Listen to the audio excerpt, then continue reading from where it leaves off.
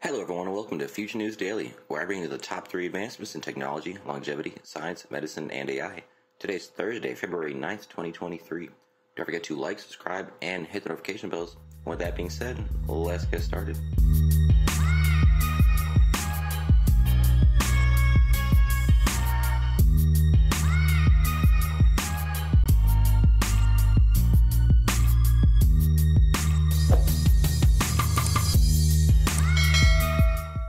So first up, just as kind of a fun one, scientists propose a fourth light on traffic signals for self-driving cars. So this concept they're proposing is called a white phase. This would enable autonomous vehicles to help control traffic flow and let human drivers know what's going on. So green lights of course still mean go, and white lights will tell human drivers to simply follow the car in front of them. The white light is a signal that AVs are coordinating their movement to facilitate traffic through the intersection more efficiently.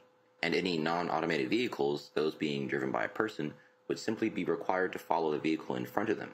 If the car in front of them stops, they stop. If the car in front of them goes through the intersection, they go through the intersection. So it sounds like it would supersede any of the other lights. So just an interesting thing. Let me know just what you think about this. Of course, it's just a concept. Moving on. So here we have robot artists essentially collaborating with human artists. So this one's called Frida. It's a robotic arm with a paintbrush taped to it. And it uses artificial intelligence to collaborate with humans on works of art. So users collaborate with it by inputting their text description, much like the softwares that we've used already. So they describe Frida as a robotic painting system, but not an artist. Frida is not generating the ideas to communicate. Frida is a system that an artist could collaborate with, but all the ideas, of course, are coming from them.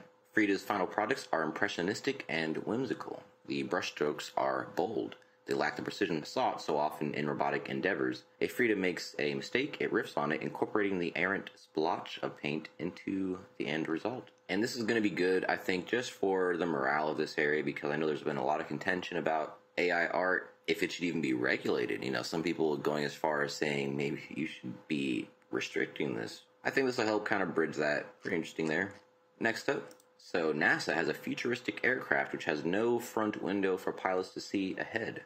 Instead, the pilots will be using augmented reality to navigate crowded airspace. So this one's called the X-59, a quiet supersonic technology plane which uses a new system that replaces the pilot's direct line of sight. So this should be able to help pilots spot other aircraft faster than they could through a regular windshield. The overall goal of the X-59 is to lower the sound of the sonic boom that comes with traveling faster than the speed of sound. If successful, the test flight could lead the way to dramatically reducing flight times with the resumption of overland supersonic flight.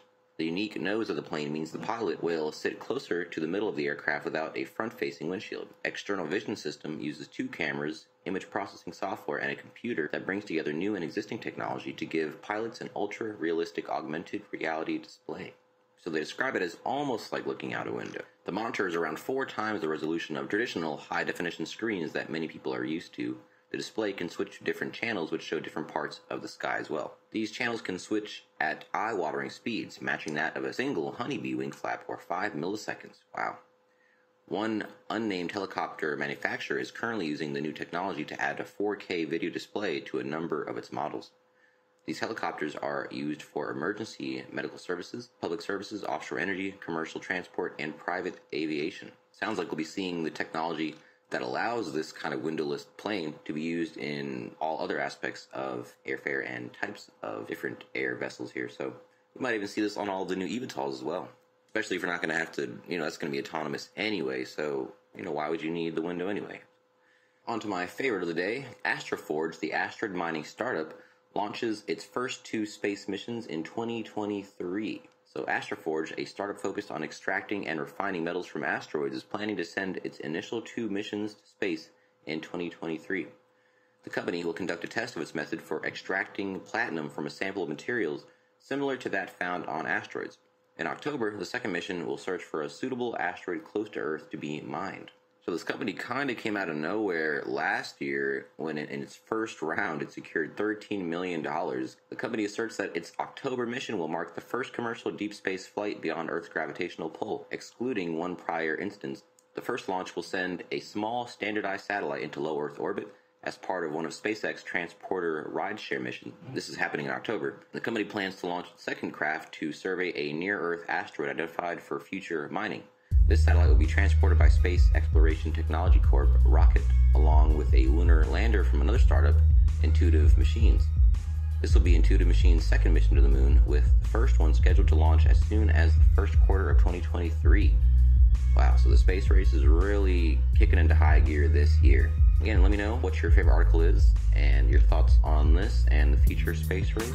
Of course, this is the last one that I have for you today, so don't forget this video is for educational purposes only. I would never recommend any investments, close to your time or money, attempt to contact you on any other platform, or own any rights to the information within this content. With that being said, thanks for tuning in, and I will see you in the next one.